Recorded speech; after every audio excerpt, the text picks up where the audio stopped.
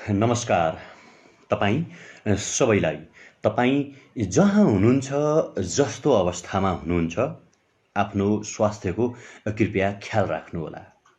कोभिड-19ले यो संसार आक्रान्त भइरहेका बेला, कोभिड-19ले मान्छेहरू घर फर्किन नपाएको बेला, कोभिड-19 का कारणले मान्छेहरू पीडामा छटपटिरहेका बेला, ठीक कोभिड-19ले नेपालमा पनि दोस्रो स्टेपमा प्रवेश गरेका बेला, कोभिड-19 का कारणले थुप्रै युवाहरू घर नफर्किन पाइरहेका बेला, थुप्रै ठाउँमा औषधि नपाइरहेका बेला, थुप्रै ठाउँमा सिटापोलो नपाइरहेका बेला, सिटामोल पनि नपाइरहेका बेला, यो देशकी नवमहारानीले, यो देशकी वैधानिक लुटेरी महारानीले आफ्नो कार्यालयका लागि 1 करोड भन्दा बढीका गलैँचा किन्ने निर्णय गरेकी छिन्। महारानी साहिबा, यो देश तिम्रा बाउले आर्जेको होइन। यो देशका हरेक नागरिकहरूले पीडा ओकलेका छन्। यो देशको राष्ट्रिय अर्थतन्त्र निर्माण गर्नका लागि, यो देशको राष्ट्रिय ढुकुटी निर्माण गर्नका लागि, यो देशलाई चाहिँ बचाउनका लागि मान्छेहरूले विदेशका विभिन्न ठाउँमा ज्यान गुमाएका छन्। आज पनि संसारका विभिन्न ठाउँमा छरिएर, संसारका विभिन्न ठाउँमा कोरोनाको डर र त्रास र कहरका बीच बाँच्दै मान्छेहरूले रेमिटेन्स भित्राइरहेका बेला, मान्छेहरू हामीलाई घर फर्काइदेऊ भनिरहेका बेला, मान्छेहरू पीडामा छटपटिरहेका बेला, मान्छेहरूले सिटामोल नपाइरहेका बेला, मान्छेहरूले खाना नपाइरहेका बेला, फगत एउटा गलैँचा करोडौंको किन चाहियो राष्ट्रपति कार्यालयलाई? मेरो प्रश्न छ यो देशको सम्माननीय राष्ट्रपति कार्यालयलाई कि यो देश कसैको निजी सम्पत्ति होइन, यो देश कसैका बाउको वीरता होइन, यो देशमा जसले मन परी गरोस्। जति बेला राष्ट्रलाई सङ्कट परेको छ, जति बेला मान्छेलाई खान चाहिएको छ, जति बेला मान्छेलाई लाउन चाहिएको छ, जति बेला मान्छेहरू संसारभरि पीडा र आक्रान्तले छटपटिएका छन्, ठीक त्यही बेला यो देशका सम्मानित कार्यालयहरूले, यो देशका मान्छेहरूले, यो देशका महाराजा र महारानीहरूले आफ्नो निवासका लागि गलैँचा फिर्ने निर्णय गर्छन्। मलाई अचम्म लागेर आउँछ हामी कस्तो देशमा जन्मिएछौँ। मलाई बडा उदेक लागेर आउँछ हामी कस्तो ठाउँमा जन्मिएछौँ जहाँ सिटामोल बाँड्नुपर्ने ठाउँमा गलैँचा किन्ने निर्णय हुन्छ, जहाँ सिटामोल वितरण गर्नुपर्ने ठाउँमा, जहाँ युवाहरूलाई नेपाल फर्काउनु पर्ने समयमा, जहाँ कोरोनाले आक्रान्त भएका नागरिकहरूलाई एक मुट्ठी, एक अन्जुली भए पनि चामल दिनुपर्ने ठाउँमा, एउटा भए पनि मास्क दिनुपर्ने ठाउँमा, एक सेट भए पनि पिपी दिनुपर्ने ठाउँमा, ठीक त्यही बेला यो देशमा गलैँचा किनिन्छ। त्यो पनि 1-2 रुपैयाँको होइन, 100 रुपैयाँको होइन, 1000 रुपैयाँको होइन, हजारौं हजारको मात्र होइन, करोडौं रुपैयाँ हालेर गलैँचा किनिन्छ भने त्यो कस्तो देश होला? त्यो देशका राष्ट्रपतिलाई यो देशका जनताले किन मान्ने? त्यो देशका राष्ट्र प्रमुखलाई यो देशका नागरिकले किन स्वीकार्ने? यो देशका प्रधानमन्त्रीलाई हामीले किन मान्ने? म यो देशका सम्माननीय राष्ट्रपतिलाई आग्रह गर्न चाहन्छु, यदि तपाईलाई कसैले गुमराहमा राखिरहेको छ भने, तपाईलाई यदि कसैले गलत नजिरमा राखिरहेको छ, गलत अभ्यास गराइरहेको छ र गलत ठाउँमा राखिरहेको छ भने तपाईँ सही बाटोमा र ट्र्याकमा आउनुहोस्। मलाई राष्ट्रपतिलाई राम्रोसँग आग्रह गर्न चाहन्छु, सम्माननीय महामहिम राष्ट्रपतिज्यू, यो देशमा मान्छेले तपाईँका पतिलाई, स्वर्गीय मदन भण्डारीलाई मान्छेले श्रद्धापूर्वक हेर्ने गर्छन्, मान्छेले रिस्पेक्टफुल तरिकाले नाम लिने गर्छन्। आज पनि जनताको बहुदलीय जनवाद र मदन भण्डारीका भाषणहरूलाई हामी जस्ता युथहरूले आवाज बुलन्द पार्ने गरी सुन्ने गर्छौं। हामी युट्युबमा जान्छौं र मदन भण्डारीका भाषणहरू सुन्ने गर्छौं। हामी मदन भण्डारीको जनताको बहुदलीय जनवादको वकालत गर्ने गर्छौं। हामी आज पनि हाम्रो आदर्श मान्ने गर्छौं मदन भण्डारीलाई। मदन भण्डारीले साइकल चलाएका ती फोटाहरूलाई हामी आज पनि सम्मान र आदर्शपूर्वक तरिकाले हेर्ने गर्छौं। तर तिनै मदन भण्डारीको सपनालाई कुल्चिदै मदन भण्डारीले हिजो भन्नुभएको थियो, जबसम्म सामन्तवादको अन्त्य हुँदैन तबसम्म देशमा समृद्ध हुन सक्दैन, तबसम्म देशमा विकास हुन सक्दैन। त्यसकारण सम्माननीय राष्ट्रपति, तपाईँ राष्ट्रपति मात्रै होइन, तपाईँ विद्या भण्डारी मात्रै होइन, तपाईँ नेकपाको नेता मात्रै होइन, राष्ट्रपति साहिबा तपाईँ सम्माननीय हाम्रो आदर्श, हाम्रो आदरणीय व्यक्तित्व, जनताको बहुदलीय जनवादका प्रवक्ता आदरणीय मदन भण्डारीको धर्मपत्नी पनि हो। तपाईलाई आज मदन भण्डारीको बाटो पछ्याउने, मदन भण्डारीको बाटोमा हिँड्ने, मदन भण्डारीले देखाएको वेजमा हिँड्ने भरपूर समय छ। कृपया तपाईँ गलत नगरिदिनुहोस्।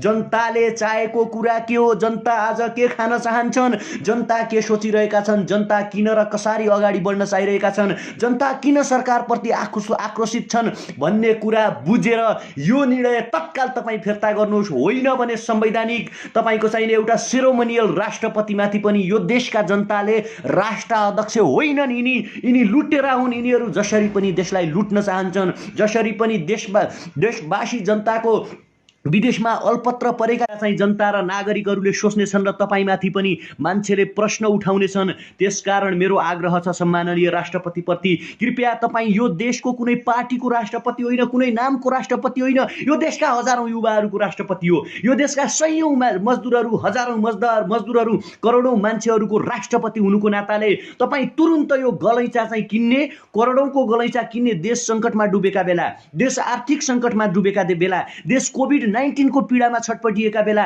देश आक्रान्त पीडाले छटपटिएका बेला तपाईँ जस्तो एउटा सम्माननीय राष्ट्रपतिले करोडौँको गलैँचा किनेर देशको उपहास गर्ने, देशमाथि प्रहार गर्ने काम नगर्नु होला। यो कुरा मैले आग्रह गर्न चाहे। अर्को महत्त्वपूर्ण कुरा मैले मेरो देशको प्रधानमन्त्रीलाई जानकारी गराउन चाहे। तपाईँ आज मात्रै अमेरिकालाई हेर्नुहोस्, तपाईँ आजको अमेरिका, तपाईँ हरेक युवाहरू अहिले जो यो लाइभ हेर्दै हुनुहुन्छ, तपाईँ सबैले एकचोटि अमेरिकामा आज के हुँदैछ, अमेरिकामा लाखौँ मान्छेहरू आज सडकमा किन छन्? अमेरिकी नागरिकले भनिरहेका छन्, डोनाल्ड ट्रम्प तिमीले हामीलाई दमन गर्यौ भने, तिमीले हामीमाथि प्रहार गर्यौ भने हामीसँग हतियार छ, हामीसँग कुकुर छन्, त्यो लिएर सडकमा आउँछौँ भनिरहेका छन्। र मैले मेरो देशको भ्रष्ट महाराजाहरूलाई, महारानीहरूलाई मैले आग्रह गर्न चाहे, यो देश तिमीहरूको होइन, यो देशमा तिमीहरूको कुनै पनि अधिकार छैन।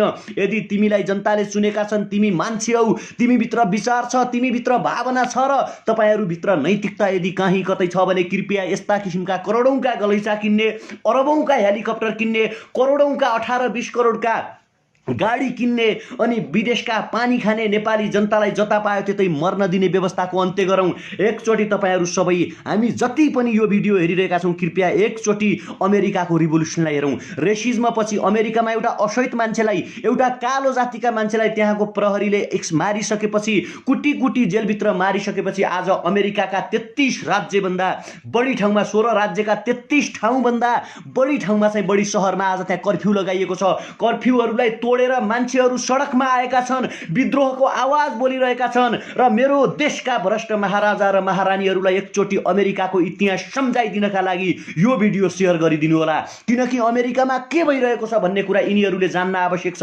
यिनीहरूले लकडाउन लाएर, लकडाउन गरेर जनता र नागरिकलाई घरभित्र गुमराहमा राखेर एमसीसी जस्तो राष्ट्रघाती सम्झौता पारित गरौँला अनि करोडौंका सामान किन्ने, करोडौंका विलासिताका सामान किन्ने योजना पालौँला र त्यो गरौँला यदि सोचेको छ भने त्यो सरासर गलत हुनेछ।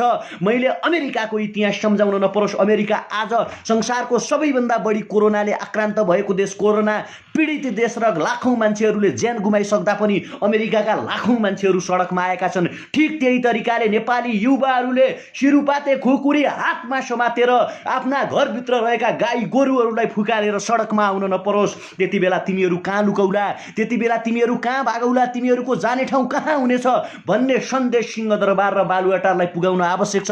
त्यसकारण कृपया तपाईँ हेर्दै हुनुहुन्छ, एकचोटि शेयर बटनमा गएर शेयर गरिदिनुहोस्। यो क्रान्तिको आवाज सिंहदरबारलाई सुनाउनु छ, यो क्रान्ति, यो विद्रोहको बिगुल बालुवाटारलाई पुगाउनु छ, महारानी विद्या भण्डारी समक्ष यो आवाज पुगाउनु छ। किनकि हामीले भन्न आवश्यक छ, लकडाउनको जनता कसरी उल्लङ्घन गर्दा रहेछन्, विद्रोह जनताले कसरी बोल्दा रहेछन्, जनतामाथि दमन भयो, नागरिकमाथि दमन भयो, नागरिकको करमाथि रजाइ भयो भने कसरी मान्छेले आवाज उठाउँदा रहेछन् भन्ने कुराको सन्देश दिनका लागि यो भिडियो शेयर गर्न आवश्यक छ। यदि नेकपाको साथीहरू तपाईहरू हेर्दै हुनुहुन्छ भने खबरदारी गर्नुहोस् आफ्नो ठाउँबाट कि यो बेला 1 करोडको गलैँचा किन्ने बेला होइन, यो बेला चाहिँ भ्रष्टाचार गर्ने बेला होइन, यो बेला पार्टी र बातका लागि लड्ने बेला होइन, यो बेला भनेको राष्ट्रिय सहमति कायम गर्ने बेला हो। यो बेला गलैँचा किन्ने बेला होइन, यो बेला जनतालाई सिटामोल दिने बेला हो। यो समय गलैँचा, करोडौंको गलैँचा किन्ने समय होइन। यो समय भनेको क्वारेन्टाइनलाई कसरी व्यवस्थित र राम्रो बनाउन सकिन्छ त्यतातिर सोच्ने समय हो। यो समय करोडौंको गलैँचा किन्ने समय होइन। यो समय भनेको विदेशमा अल्पत्र परेका युवाहरूलाई कसरी नेपाल ल्याउन सकिन्छ भनेर सोच्ने समय हो। यदि तिमीले सोचेनौ भने, तिमीले गलैँचा किनिरह्यौ भने, तिमीले भ्रष्टाचार गरिरह्यौ भने, तिमीले चाहिँ जनताका आवाजलाई सुनेनौ र एमसीसी जस्तो राष्ट्रघाती सम्झौतालाई पारित गर्न खोज्यौ र एमसीसी जस्तो राष्ट्रघाती सम्झौता नेपालबाट पारित गरेर नेपाललाई युद्धतर्फ धकेल्न खोज्यौ भने आज अमेरिकाका जनताहरू लकडाउन उल्लङ्घन गरेर कसरी सडकमा आए। आज डोनाल्ड ट्रम्प तपाईँलाई थाहा छ कि छैन अमेरिकाको एउटा बङ्करमा लुकिसकेका छन्। यो कुरा ध्यान दिनुहोस्, तपाईँ जति हेर्दै हुनुहुन्छ नि कृपया, डोनाल्ड ट्रम्प अमेरिकाको एउटा बङ्करभित्र लुकिसकेका छन् त्यहाँको जनताहरूबाट भागेर। त्यसकारण यो सन्देश सिंहदरबार र बालुवाटारलाई पुगाउन आवश्यक छ, यो सन्देश प्रधानमन्त्रीलाई पुगाउन आवश्यक छ, यो सन्देश महारानी विद्या भण्डारीलाई पुगाउन आवश्यक छ कि तिमीहरूले जनताको आवाज सुनेनौ, जनताको विरुद्धमा बोल्यौ, जनताको विपक्षमा बोल्यौ भने जसरी अमेरिकी जनताहरू लकडाउन तोडेर सडकमा आएका छन् ठीक त्यही तरिकाले नेपाली नागरिकहरू, नेपाली जनताहरू पनि सडकमा आउनेछन् भन्ने कुरा जानकारी दिनका लागि एकचोटि शेयरको बटनमा दबाएर शेयर गरिदिनुहोस् र यो कुरा सिंहदरबार र बालुवाटारका नाइकेलाई पुर्याउन आवश्यक छ। मैले महत्त्वपूर्ण कुरा तपाईँलाई के गर्न आइरहेको थिएँ भने आखिर एमसीसी के हो, एमसीसी किन नेपाली जनताका लागि घातक छ र यिनीहरू एमसीसीका लागि मरियत्ते गरिरहेका छन्, यो सवाल महत्त्वपूर्ण छ। यिनीहरूका छरछिमेकीहरूलाई, यिनीहरूका श्रीमतीहरूलाई, यिनीहरूका आफन्तहरूलाई र यिनीहरूका नातागोताहरूलाई आज के गर्नु छ भने रोजगारी लगाउनु छ। यिनीहरूले देश उहिल्यै बेचिसकेका थिए, यिनीहरूले अमेरिकाबाट पैसा खाइसकेका थिए। त्यसकारण यिनीहरू एमसीसी जस्तो राष्ट्रघाती सम्झौता नेपालमा ल्याएर नेपाललाई युद्धमा धकेल्न उद्यत छन्। र जहाँ चाहिँ तपाईँको चाहिने हेर्न सक्नुहुन्छ बजेटमा पनि, तपाईँको चाहिने बजेटको अनुसूची, पूर्ण पाठको बजेटको अनुसूची 31 मा यिनीहरूले एमसीसी को बजेट लिने भन्ने कुरा चाहिँ राखिसकेका छन्, जुन सरासर गलत छ, जुन नेपालका लागि घातजनक छ। जब अमेरिकाले, मैले तपाईँलाई अरू धेरै कुरा तर्फ जाँदिनँ, म सामान्य कुरा भन्न चाहन्छु, अमेरिका यस्तो देश हो जसले आफ्नो बेनिफिट मात्र हेर्छ, जसले आफ्नो व्यापार मात्र हेर्दछ। प्राचीन समयमा के हुन्थ्यो भने इस्ट इन्डिया कम्पनी व्यापार गर्ने नाममा हेर्नुहोस् है संसारभरि छिर्थ्यो। यो कुरा जान्न आवश्यक छ। यहीँ नजिकै महात्मा गान्धीले भारत छोडो आन्दोलन चलेका थिए। एमसीसी के हो, एमसीसी कसरी आयो र एमसीसी नेपालका लागि कसरी घातक छ भन्ने कुरा सबै जनताले जान्न आवश्यक छ। कृपया मेरो हटली तपाईँहरूलाई रिक्वेस्ट छ, एकचोटि यो भिडियो सेयर गरिदिनुहोस्, किनकि एमसीसी के हो र यसले कसरी नेपाललाई घाटा गर्दछ भन्ने कुरा आम जनताले जान्न आवश्यक छ। र यही लकडाउनका बीचमा यदि यिनीहरूले एमसीसी पारित गर्न खोज्यो भने अमेरिकाको जस्तो रिभोल्युसन यहाँ देखाउन आवश्यक छ। त्यसकारण एकचोटि मैले आग्रह गरेँ, प्लिज एउटा शेयर तपाईँले अनिवार्य गरिदिनुहोस्। र म भन्दै थिएँ जसरी इस्ट इन्डिया कम्पनी व्यापारको नाममा संसारभरि छिर्थ्यो र त्यो देशमा रजाइ गर्थ्यो। अब यो 21औं शताब्दी हो। 21औं शताब्दीको यो इरामा चाहिँ तपाईँको के छ भने त्यसरी कसैमाथि आणविक हतियार प्रहार गरेर व्यापारका नाममा, बिजनेसका नाममा संसारभरि रजाइ गर्न पाइँदैन। र अहिले विशेषतया अमेरिकालाई च्यालेन्ज दिएको राष्ट्र भनेको चाइना र उदाउँदो अर्को अर्थतन्त्र बोक्ने देश भनेको भारत। र अब अमेरिकाले मात्रै अमेरिकाको बजारलाई धान्न सकेन, अथवा यसरी बुझ्नुहोस् व्यापारमा घाटा हुन थालेपछि मान्छे चाहिँ के सोच्न थाल्छ भने व्यापार बढिरहेको अथवा बिजनेस बढाइरहेको अर्को कम्पनी जुन छ, अर्को जुन पसल जुन छ त्यसलाई कसरी खस्काउने भन्ने कुरा एक व्यापारीले सोच्ने गर्दछ कि ठिक त्यही तरिकाले आज अमेरिका आफू संसारभरि टिकिरहनका लागि, आफ्नो दबदबा कायम गरिरहनका लागि उसले एउटा के सिस्टम र पोलिसी तपाईँको ल्यायो भने अमेरिका भनेको संसारको उन्नत लोकतन्त्र भएको देश हो, अमेरिका संसारको शक्तिशाली राष्ट्र हो र संसारका गरिब राष्ट्रहरू, अल्पविकसित राष्ट्रहरू जो छन् ती राष्ट्रहरूमा अब हामी विकास गर्न आउँदैछौँ, अथवा त्यो राष्ट्रमा हामी विकास गर्ने बहानामा चाहिँ उसले मिलेनियम च्यालेन्ज कर्पोरेसन नामक एउटा ड्राफ्ट तयार गर्यो अथवा एउटा कम्पनी तयार गर्यो। र त्यो कम्पनी मार्फत ऊ के भयो भने संसारभरि चाहिँ संसारका ठुल्ठुला राष्ट्रहरूले त मिलेनियम चाहिँ एमसीसीलाई एक्सेप्ट गर्दैनन्, किनकि उनीहरूसँग आफ्नै बजेट हुन्छ। तर जो गरिब राष्ट्रहरू जो छन् ती गरिब राष्ट्रहरूको सहानुभूति पाउनका लागि, ती गरिब राष्ट्रहरूको साथ पाउनका लागि विशेषतया उसले के गर्यो भने एमसीसी नामक परियोजना ल्यायो र ऊ एमसीसी मार्फत ती गरिब राष्ट्रहरूमा बाहिर देखाउँदाखेरि ती गरिब राष्ट्रहरूमा चाहिँ हामी विकास गरिदिन्छौँ। तपाईँहरूको बिजुलीमा त्यहाँ स्पष्ट हेर्नु होला नि, गुगलमा तपाईँहरू जानुभयो भने मिलेनियम च्यालेन्ज कर्पोरेसन टाइप गर्नु होला, त्यहाँ आउँछ। इङ्ग्लिस यदि तपाईँहरूलाई आउँदैन है, जस्तो कतिपय साथीहरूलाई त्यो अङ्ग्रेजीमा तपाईँहरू बुझ्नुहुन्न भने गुगलमै how to convert English to Nepali भने अथवा इङ्ग्लिस टु नेपाली मात्रै हान्यो भने पनि त्यो आउँछ। त्यसकारण त्यो आउँछ। अनि त्यो अङ्ग्रेजीमा भएको जुन गुगलको ड्राफ्ट छ त्यसलाई तपाईँले त्यहाँ पेस्ट गर्नुभयो भने तल नेपालीबाट पनि आउँछ। मैले भन्न खोजेको कुरा के भने उसले ल्याउँदाखेरि ड्राफ्ट कसरी ल्यायो भने संसारका गरिब राष्ट्रहरूलाई माथि उठाउने, उन्नत बनाउने। तर यो सबै हेर्दै गर्दा तपाईहरुले सामान्य तरिकाले बुझ्न आवश्यक के छ भने अमेरिकाको एउटा विदेश नीति छ आफू शक्तिमा रहिरहनका लागि। जस्तो ऊ बिजनेस गरेर संसारभरि जान सक्दैन, अब ऊ के को नाममा आयो भने विकासको नाममा आयो। र अमेरिकाको विदेश नीति बनाउने मान्छे कस्तो हुन्छन् भने तपाईको वाल स्ट्रीट भन्ने अमेरिकाको धनाढ्यहरू बस्ने ठाउँ हो। एकचोटि अमेरिकाको गरिब र धनी बीचको कन्फ्लिक्ट भएको थियो, त्यहाँ द्वन्द्व भएको थियो र मान्छेले के भनेका थिए भने वाल स्ट्रीट कब्जा गरौँ। र अमेरिकाको विदेश नीति बनाउने मान्छे कस्ता हुन्छन् भने त्यहाँका प्रभुत्व बिजनेसम्यानहरू कि जसले नेशनल इन्ट्रेस्ट हेरोस्, राष्ट्रिय स्वार्थ हेरोस् र अमेरिकालाई कसरी बेनिफिट हुन्छ। यो कुरा भारत र अमेरिकाको विदेश नीति लगभग उस्तै छ है, हैन? यो सबैले जान्न आवश्यक छ। कृपया यो भिडियो चाहिँ तपाईँ 1.1 के हेर्दै हुनुहुन्छ, यतिजनाले सेयर गर्यो भने यो थुप्रै मान्छेमा जान्छ। जस्तो मनमोहन सिंहको पालामा पनि नेपाललाई हेर्ने दृष्टिकोण भारतमा उस्तै थियो। नरेन्द्र मोदीको पालामा पनि तपाईको चाहिँ ध्यान दिनुस् है, नरेन्द्र मोदीको पालामा पनि नेपाललाई हेर्ने दृष्टिकोण स्याम छ है।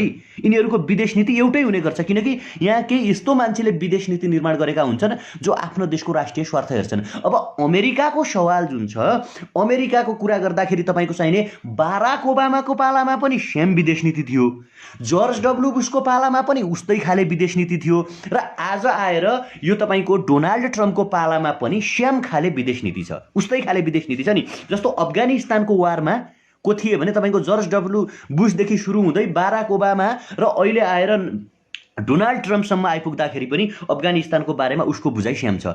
इराकको बारेमा जर्ज डब्ल्यू बुशको बुझाइ पनि उस्तै थियो है। तपाईको चाहिँ बुझेर अलि बिस्तारै बुझ्नुपर्ने कुरा, यता आएर बाराक ओबामाको बुझाइ पनि उस्तै थियो भने डोनाल्ड ट्रम्पको बुझाइ पनि उस्तै थियो। र तपाईहरुले नजिकबाट जान्ने कुरा के हो भने अमेरिकाको विदेश नीति कोले बनाउँछ भने त्यहाँको व्यापारी समूहका मान्छेले, त्यहाँको बिजनेसम्यानहरूले चाहिँ यो विदेश नीति बनाउँछ। र उनले अफ्रिकन केही मुलुकमा एमसीसीको नाममा त्यो छिर्यो, जस्तो सोमालिया हैन, तपाईको चाहिने कङ्गो, हाइटी, सुडानहरू। र अफ्रिकामा ऊ किन गयो भने अफ्रिका तपाईँ हामी सबैले सामान्य ज्ञानमा पढ्दै आएको कुरा, सुनका लागि नम्बर 1 देश कि नम्बर 1 महादेश। र त्यहाँको सुन उसले लियो विकासको नाममा ऊ त्यहाँ प्रवेश गर्यो। विकास गर्छौँ भनेर के अरे अमेरिका त्यहाँ घुस्यो र उसले हेरेको के थियो भने त्यहाँको सुन हेरिरहेको थियो। त्यहाँको सुन जतिको उसले जम्मै कलेक्सन गरेर कहाँ पुगायो भने तपाईँको अमेरिका पुगायो। र आज ती देशहरू संसारका सबभन्दा भोकमरी भएका देशहरू, संसारमा कहिल्यै शान्ति नहुने देशहरू र संसारमा कहिल्यै पनि दिगो शान्ति नहुने देशहरू अफ्रिकन ती देशहरू छन् है। यो हाम्रो हरेक नेपाली समक्ष पुगाउँ कि प्लिज, हरेक युवाहरू समक्ष पुगाउन आवश्यक छ यो भिडियो। धेरैले भन्छन् एमसीसी सही छ, केही बुदा संशोधन गर्यो भने पारित गरौँ, नेपालमा पैसा आउँछ भने किन पारित नगर्ने भन्छन्। तर यसका घातक पोइन्ट र घातक बुदाहरू के छन् र किन छन् भन्ने कुरा हरेकले जान्न आवश्यक छ। हुनसक्छ मेरो बुझाइ कमजोर पनि हुनसक्छ, यो तर्क वितर्क हुनसक्छ, तर आम नेपाली समक्ष पुगाउनका लागि तपाईँको एउटा सेयरले चाहिँ यो देशमा धेरै परिवर्तन हुनसक्छ।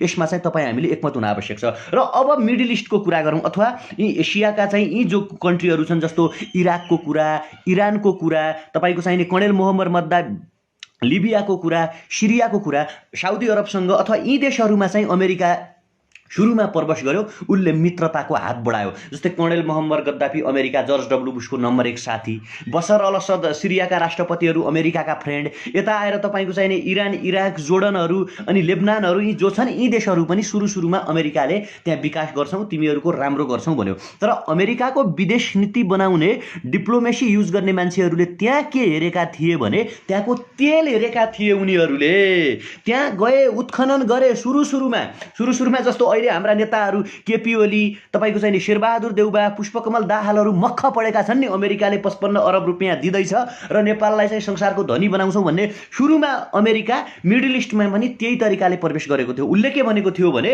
हामी मिडल इस्टलाई तपाईँको देशहरूलाई संसारको उन्नत देश बनाउँछौँ भन्यो र त्यहाँको नेताहरू साथी बने, जी हजुरी गरे, हातपाउ जोडे, बोलाएर ल्याए।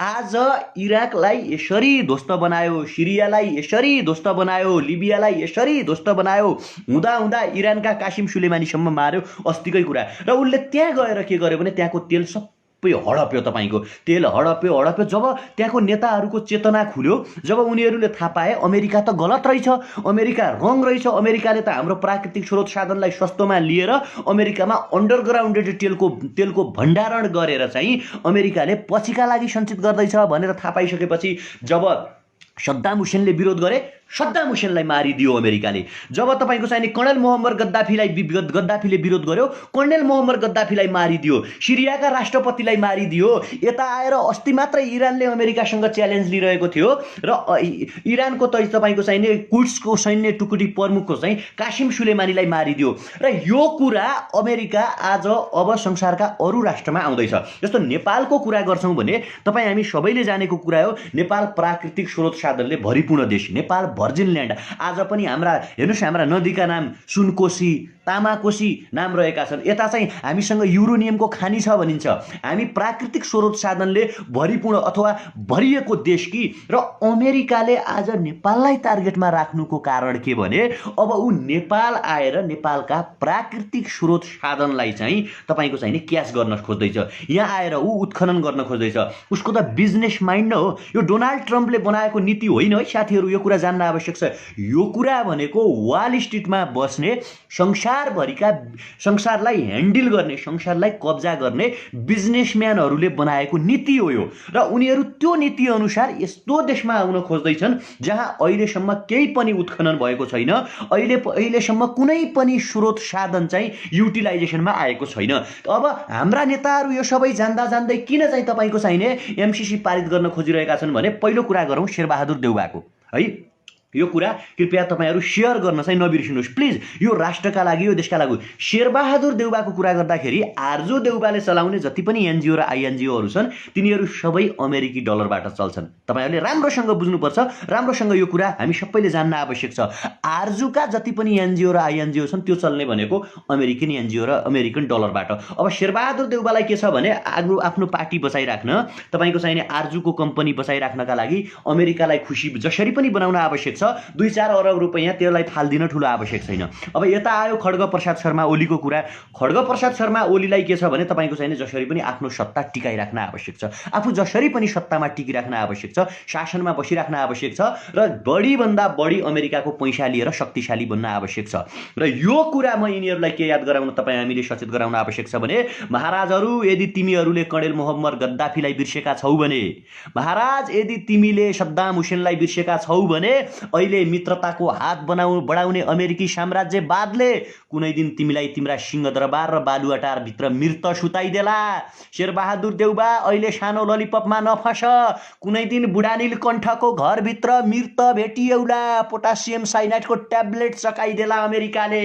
हामी यो कुरा राम्रोसँग बुझिरहेका छौँ। त्यसकारण तपाईँ हामी हरेक नागरिकले, हरेक देशभक्ति युवाले, हरेक सचेत युवाले यो बोल्न आवश्यक छ कि कोही आफ्नो सेना ल्याएर, कोही आफ्ना विदेशी मान्छेहरू ल्याएर नेपालका भर्जिन ल्यान्डहरूलाई उत्खनन गरोस्, नेपालका स्रोत साधनहरूलाई विदेश पठाओस्, हामी यो चाहँदैनौँ। त्यसकारण यो भिडियो तपाईँले सेयर गर्न आवश्यक छ, यो कुरा सचेत गर्न आवश्यक छ। र अर्को महत्त्वपूर्ण कुरा के हो भने इन्डो पेसिफिक सैन्य रणनीतिको कुरा जुन आएको छ, यो भनेको तपाईँको के हो भने ऊ चाइनाको BRI प्रोजेक्ट जुन छ, जो नेपालमा लगानी लगाउन खोजिरहेको थियो, बेल्ट एन्ड रोड इन्फ्रास्ट्रक्चर जुन छ त्यसमा लगानी लगाउन खोजिरहेको, त्यसलाई रोक्नका लागि एमसीसी आएको है। र नेपालमा उसले के गर्छ भने अमेरिका यस्तो देश हो, हेर्नुहोस् अमेरिकाले धेरै मान्छेलाई सेना कसरी आउँछन्, कसरी नेपालमा मार्छ, के गर्दो रहेछ भन्नुहुन्छ नि, धेरै कुरा हामी जान्दैनौँ। ओसामा बिन लादेन भन्ने मान्छे जुन थिए है, राम्रोसँग ध्यान दिनुहोस् तपाईँ, हामीलाई सबैलाई धेरैलाई याद छ ती मान्छेलाई अमेरिकाले पाकिस्तानको एब्बोटाबादमा मारेको थियो 2-4 वर्ष अगाडि। र सन् 2001मा चाहिँ ओसामा बिन लादेनले अमेरिकाको ट्विन टावर र अमेरिकाको वर्ल्ड ट्रेड युनियनमा चाहिँ हवाई जहाज ठक्काएर त्यसलाई चाहिँ डिस्ट्र्याक्सन गराएको थियो। त्यो मान्छेलाई सुरुमा उत्पादन गर्ने भनेको को हो? अमेरिका हो। अमेरिका र रसियाको जति बेला कोल्ड वार चलिरहेको थियो, शीत युद्ध अथवा नजानिदो तरिकाले पावरको युद्ध जसरी अहिले चाइना र अमेरिका बीच चलिरहेको छ, त्यसै गरी अमेरिका र रसियाको कोल्ड वार तपाईँको चाहिने चलिरहँदाखेरि ओसामा बिन लादेनलाई चाहिँ ओसामा बिन लादेन बनाउने भनेको अमेरिका हो। र कालान्तरमा ओसामा बिन लादेनले अमेरिकाको गलत नीति थाहा पाइसकेपछि के गर्यो भने उसले चाहिँ ओसामा बिन लादेनलाई मार्न खोज्यो र अमेरिका र ओसामा बिन लादेन अल-कायदा बीच चाहिँ एक किसिमको द्वन्द्व लामो समयसम्म चल्यो। र अमेरिका नेपालमा चाहिँ एमसीसी ल्याउँछ, संसदबाट अनुमोदन गराउँछ र ऊ बिस्तारै सेना कसरी भित्र्याउने, सेना त भित्र्याउनु पर्यो नि त कसै न कसै गरी। ऊ के गर्छ भने 2-4 जना प्रायोजित मान्छे बनाउँछ के, 2-4 करोड रुपियाँ दिएर प्रायोजित मान्छे बनाएर एमसिसी का 2-4 वटा परियोजनामा हान्न लगाउँछ क्या, बम हान्न लगाउने, तोडफोड गर्न लगाउने। र त्यसपछि अमेरिका के भन्छ भने यी नेपालको संसदबाट अनुमोदन भएको कुरा नेपाली सेनाले, नेपाल प्रहरीले, नेपाल र सरकारको, नेपाल सरकारले एमसिसीलाई सुरक्षा दिन सकेन, अब ऊ मेरा सेना ल्याउँछु भन्छ। हेर्नुहोस् है, र यसरी ऊ आफ्ना सेना ल्याउँछ।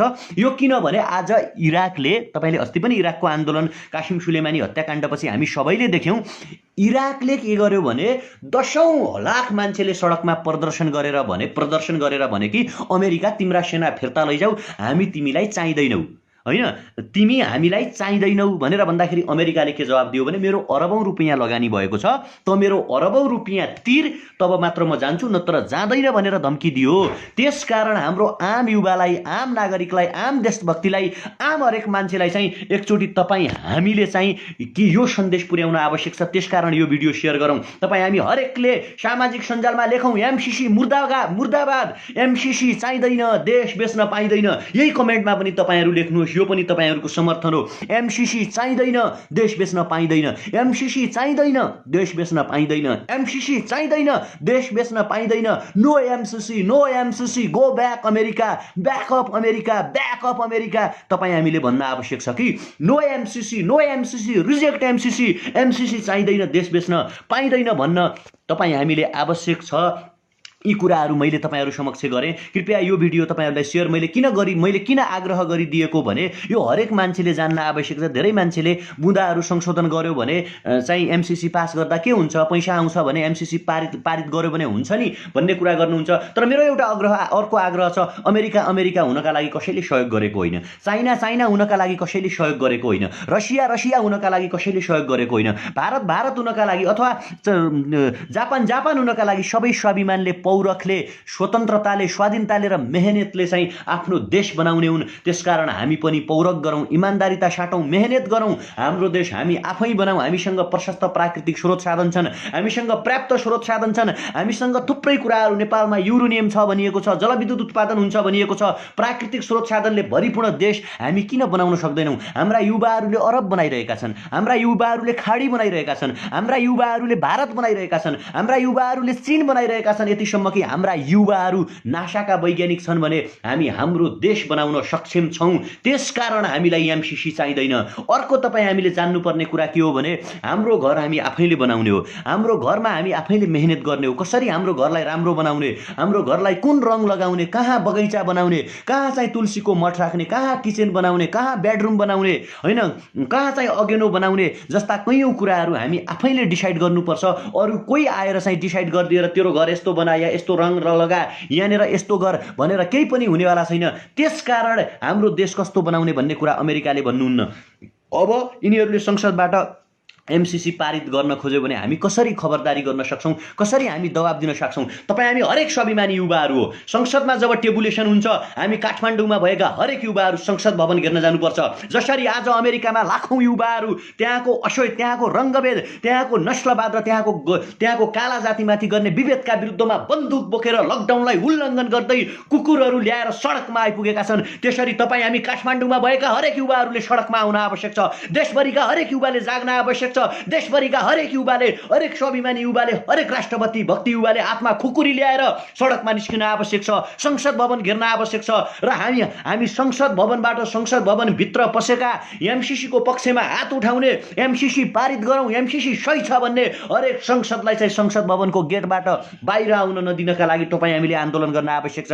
तपाईँ हामी आफ्नो निर्वाचन क्षेत्रको सांसदलाई फोन गरौँ, तपाईँ हामी आफ्नो निर्वाचन क्षेत्रको संसदलाई इमेल पठाउँ, आफ्नो निर्वाचन क्षेत्रको सांसदलाई भनौँ आगामी निर्वाचन क्षेत्रमा यदि तँलाई निर्वाचन क्षेत्रमा आउन मन छ भने, आगामी चुनावमा तँलाई गाउँ फर्किन मन छ भने हामीलाई चित्त दुखाएर, हाम्रो दिल दुखाएर, हाम्रो मुटु दुखाएर, हाम्रो आत्मालाई कमजोर पारेर विदेशी बुटहरू नेपालमा बजार्ने राष्ट्रघाती सम्झौता एमसिसीमा त संसदमा अनुमोदन नगर, हातमाथि नउठा भनेर फोन गरौँ। यदि मान्दैनन् भने बहिष्कार गरौँ, जुत्ताको माला हान्न पनि तयार हौँ। तपाईँको चाहिने देशभरि आन्दोलन गर्न तयार हौँ, कालो मुसो दल्न तयार हौँ भनौँ। तैँले एमसीसी पारित गरिस् भने तँलाई जुत्ताले हानिनेछ, तैँले एमसीसी पारित गरिस् भने तँलाई जुत्ताको माला हाल्नेछौँ, तँलाई लखेट्नेछौँ र 10-10, 20-20 रुपियाँ उठाएर यी सबै एमसीसीका पक्षपाती नेताहरूलाई, एमसीसी ठिक छ भन्नेहरूलाई अमेरिकातिर लखेटिदिनेछौँ र यिनीहरूले न्युयोर्कको सडकको किनारामा बसेर हातमा कचौरा समातेर $1, $2, $1, $2 please give me, we belongs from Nepal, we come from Nepal, we love America,